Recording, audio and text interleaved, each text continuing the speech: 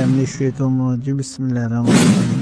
वालेकुम दोस्तों, हमारा आज का टॉपिक है अल्लाह ताला कब और किस तरह राजी होता है। दोस्तों वीडियो को कंप्लीट देखना। नेक लोगों की सोबत से हमेशा भलाई मिलती है, क्योंकि हवा जब फूलों से गुजरती है तो वो भी खुशबूदार हो जाती है। जब भी किसी गरीब को कुछ दें तो ये ना सोचें कि आप इसकी दुनिया संवार रहे हैं, बल्कि ये सोचे कि वो गरीब आपकी आखिरत संवार रहा है। 3 चीजों में कभी शर्म महसूस मत करना: पुराने कपड़ों में, गरीब दोस्तों में और बूढ़े माँ बाप में।